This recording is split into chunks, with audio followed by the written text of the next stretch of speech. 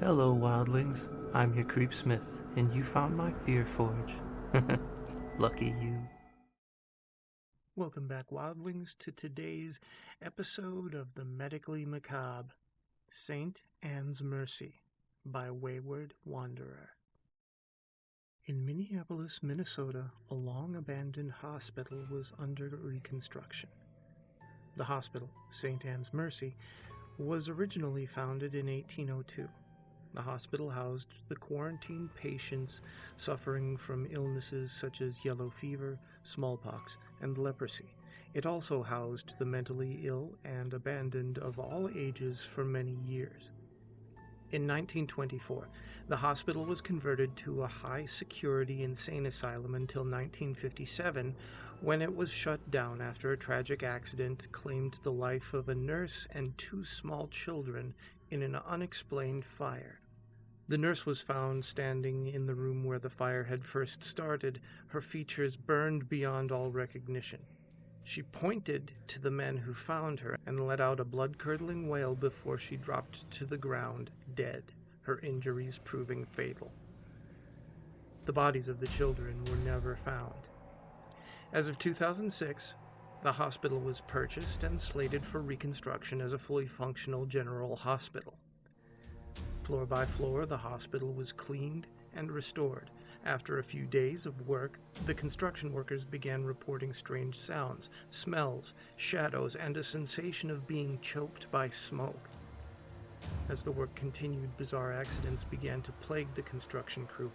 Light bulbs would shatter without reason, small electrical fires would start in wires and outlets in the walls. Despite the equipment being brand new, the elevators wouldn't open and would frequently get stuck in between floors, and one unfortunate worker apparently fell to his death while trying to repair the faulty elevator.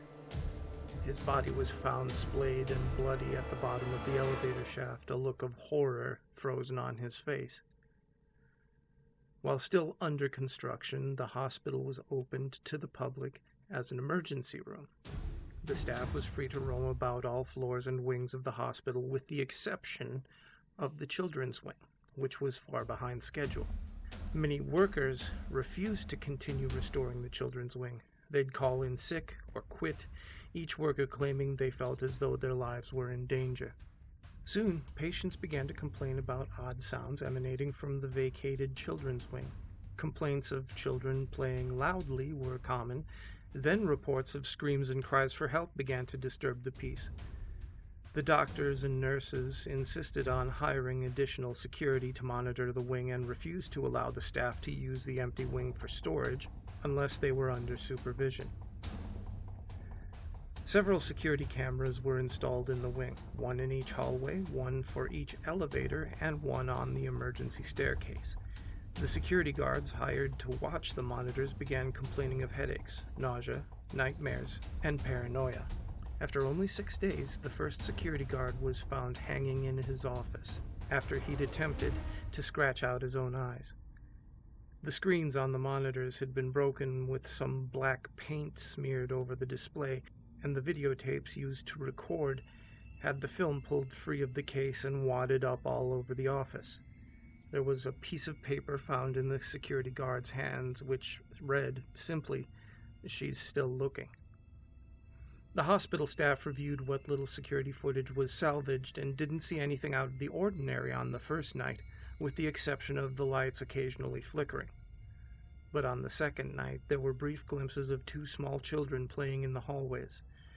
These children were horribly burned and had black dots where their eyes should have been. The staff could hear them laughing as they played, even after they had stopped the tape. On the third night, the elevator doors began to randomly open and close without provocation. Some of the staff claimed to have seen a bloodied hand reaching up and through the open doors as if it was attempting to claw its way to freedom. During the fourth night, a weeping shadow figure began roaming the halls. This figure was dressed in scorched rags and had black tears running down her face.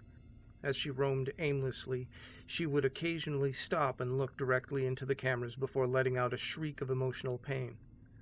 On the fifth night, footage showed a gurney with a zipped body bag rolling down the hall. This footage was especially grainy and damaged, but there was no mistaking the image on the screen. On the 6th night, which was the night the guard hanged himself, the footage was oddly clear.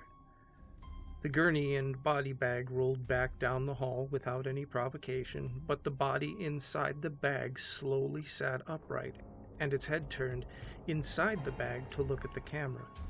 The footage suddenly cut to static, and when it cleared, the body bag was now standing up next to the gurney. Static hit the screen once more, and the body was now closer to the camera. From inside the bag, the body let out a horrible wail of pain that grew louder and louder as it began twitching and walking directly toward the camera. Then the video stops. There is no additional footage. The hospital staff who witnessed the footage began complaining of the same symptoms as the security guard: headaches, nausea, nightmares, and paranoia. One by one, each witness began suicide attempts. Some of them were successful. As a precaution, the witnesses to the footage were committed to mental institutions for their own protection, and the children's wing of the hospital was closed and sealed off. The staff still claims to hear laughter and screams coming from beyond the wall in the sealed ward. Yeah, my first question would be, okay, who made that decision? I mean, I understand that any time you're going to want to start a business, medical or not, you're going to want to save money. On the other hand, damn, that's not just bad taste, that's dangerous. Stay scary, wildlings, and make the most of your nights.